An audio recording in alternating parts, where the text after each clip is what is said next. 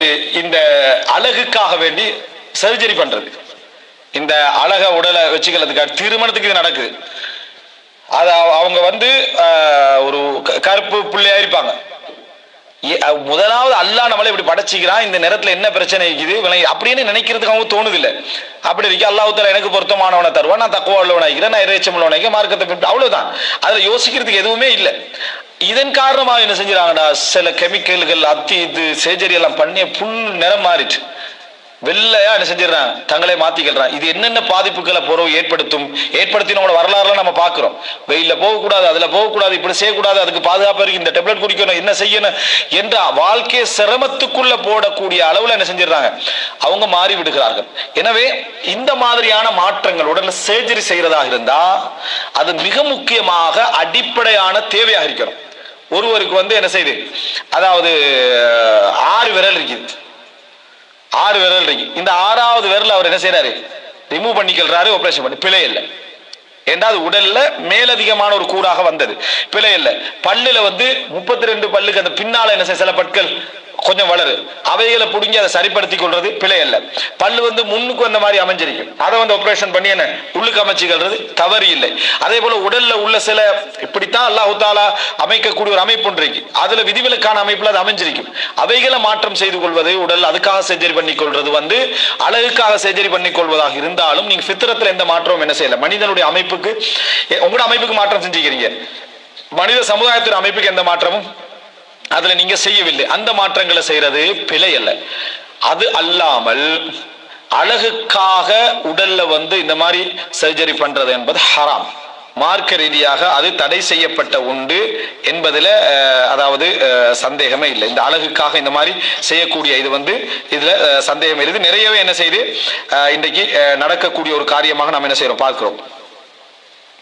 அதாவது இது எல்லாமே எதுல அடங்கும் அப்படி என்று சொன்னால், இந்த உடல்ல மாற்றம் செய்யறது, அது ஃபித்ரத்துல மாற்றம் செய்யறது என்ன அடங்கும். உதாரணமா பச்சை குத்துறது நிரந்தரமான மாற்றம். அப்ப அதுக்கு பதிலாக இப்ப புதுசா ஒன்று கொண்டு வந்திருக்கிறாங்க, டட்டு, அது மாத்த டெம்பரரி வழங்கிட்டா அந்த மாதிரி கொண்டு வந்துக்கிறாங்க. அப்போ இந்த லெவல்ல போகக்கூடிய இந்த மாற்றங்களே இஸ்லாம் சாபத்துக்குரியதுன்னு சொல்றேன்டா. உனக்கு அல்லாஹ் தந்திருக்கக்கூடிய அழகான இயற்கையான அமைப்பை நீ மாற்றுறது என்றது மார்க்கத்துல என்னது சாபத்துக்குரிய ஒரு செயலா மாறும் என்பதுல சந்தேகம் இல்லை. இப்போ மருத்துவத்துக்காக மாற்றிக்கொள்ளலாம் இடத்துக்கு என்ன செய்தி அப்படின்னு சொன்னா, அதாவது அபூதாவுதுல 4232 இலக்கத்துல வருது. அப்துல் ரஹ்மான் இப்னு தரஃபா அறிவிக்கிறாரு, அன்ன ஜத்தஹு அர்ஃபஜா இப்னு அஸ்அத், இவர் அர்ஃபஜா இப்னு அஸ்அத் ஒரு நபித்தோழர். அர்ஃபஜா நபித்தோழர். குத்தியான் ஃபு யௌமல் குலாப், யௌமல் குலாபுடைய நேரத்துல அவருடைய மூக்கு போயிட்டு, அதாவது ஜாஹிலியா காலம், சரி நபித்துவத்துக்கு முன்னால் உள்ள காலம், அவங்களோட மூக்கு என்ன செஞ்சுட்டு போயிட்டு, அதனால மூக்குட தோல் வெட்டுப்பட்டிருக்கலாம், தோல் போய்க்கலாம், இது மாதிரி நடந்துட்டு. ஃபத்தஹத அன்ஃபன் மின் வரிகின், வெள்ளியால ஒரு மூக்கு செஞ்சுக்கின்றாரு, வெள்ளியால இந்த மூக்கை போட்டு ஜாயின் பண்ணி வெள்ளியை உருக்கி ஒரு மூக்கை செட்டப் பண்ணிக்கிட்டார், செஞ்சிட்டார் மருத்துவம். அப்ப அன்றைக்கு அது இருந்திருக்கு. அது துர்நாற்றம் அடிக்க ஆரம்பிச்சது.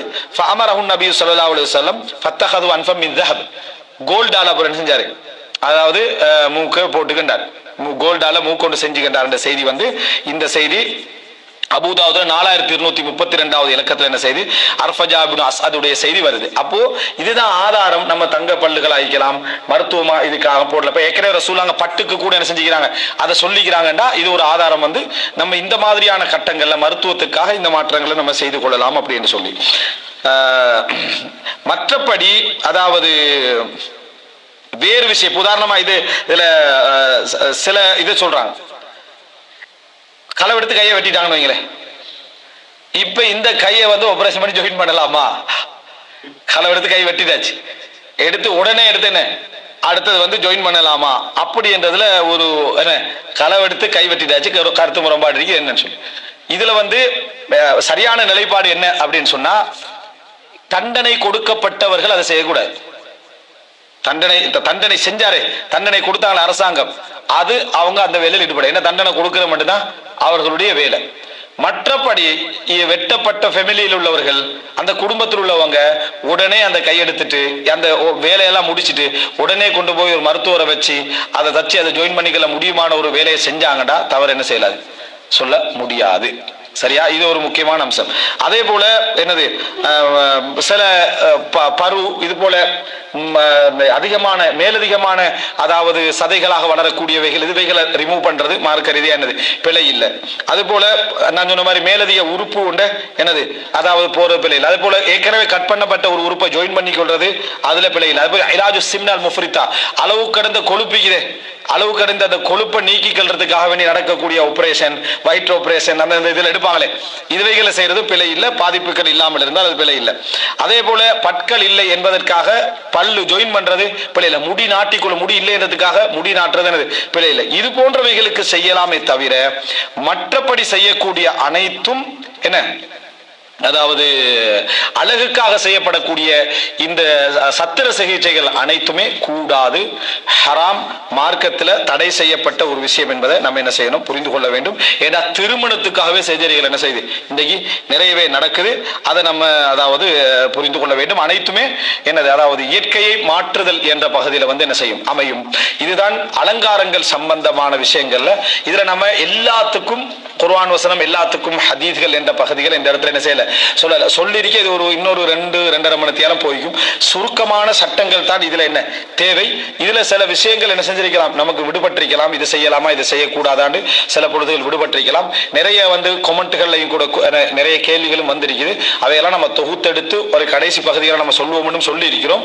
அவைகளாம் கட்டாயம் சொல்லப்பட வேண்டும். ஏன்னா இவ்வளவுதான் நம்ம விரிவாக எடுத்து தொகுத்து பேசினாலும் அல் கமாலுல் இல்லா பூரணத்துவம் அல்லாஹ் ஒருவனுக்கு மட்டும்தான். அப்போ அதுல நம்ம மனித முயற்சிகள் உள்ள குறைபாடுகளும் இதுல எவ்வளவோ என்ன செய்யும் இருக்கும்.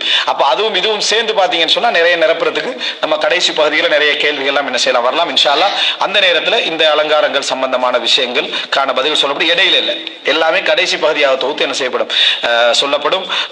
இவைகளை நம்ம மணப்பெண் அலங்காரத்திலோ அதே போல என்ன வரக்கூடியவர்கள் தங்களை அலங்கரித்துக் கொள்கின்ற விஷயத்திலோ இவைகள் பொது ஒழுக்கங்கள். இதுக்கு மட்டும் சொல்லப்படுற ஒழுக்கங்கள் இல்லை, பொது ஒழுக்கங்கள். ஆனா இந்த இடத்துல தான் வீணாகுது எல்லாமே. எனவே அந்த விஷயத்துல மிகப்பெரிய கவனம் செலுத்தப்பட வேண்டும்.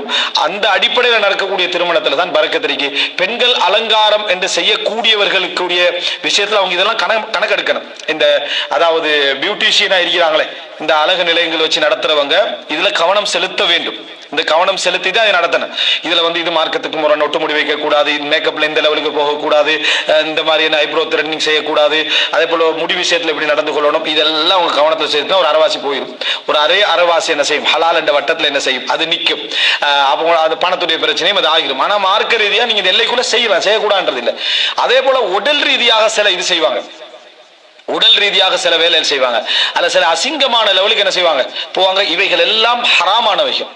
அந்த பெண்ணை உடல் ரீதியாக அதாவது அமைப்புகளை செஞ்சு விடுற அமைப்பிலான வேலைகளை செய்யற விஷயங்களை ஒரு பெண் விரும்பவே கூடாது. அது ஒரு அசிங்கமான வேலை. அந்த வேலைக்கு அவர்கள் விரும்பவே கூடாது, தங்களை தயார்படுத்தக்கூடாது. குறைகள் உள்ள விஷயங்களாக இருந்தாலே தவிர சரியா நிறைகளை டெவலப் பண்ற பேர்ல அந்த மாதிரியான வேலைகள்ல ஈடுபடுவதை எந்த பெண்ணும் அனுமதிக்க கூடாது. இது தவறான வேலை, மார்க்கத்துக்கு முரணான வேலை என்ற ஹதீஸ்ல தடையும் வருது. ஒரு பெண் ஒரு பெண்ணோட இருக்க வேண்டிய ஹத் ஒன்று, எல்லை ஒன்று. அது இந்த எல்லை கூடாத ஒரு எல்லை. அதாவது உடல்ல அங்கவயங்களை தொடுற இடத்துக்கு போறது கூடாத ஒரு வேலை. அந்த இடத்துக்கு என்ன செய்யக்கூடாது, எந்த அழகுபடுத்தக்கூடிய பெண்களும் என்ன செய்யக்கூடாது போகக்கூடாது. அதை ஒரு பெண் விரும்பவும் கூடாது, தடை செய்யப்பட்ட விஷயம். சில பொழுதுகளில் உள்ள உடல் குறைகளை நீக்கக்கூடிய விஷயங்களாக இருந்தாலே தவிர என்பதை நம்ம புரிந்து கொள்ள வேண்டும். அல்லாஹ் ரப்பல் ஆலமீன் மார்க்கத்தில் விளக்கம் தந்து அதை கட்டுப்பாடோடு செயல்படுத்தக்கூடிய பொறுமையோடு செயல்படுத்தக்கூடிய மக்களாக அனைவரையும் ஆக்கியல் புரிவானாக.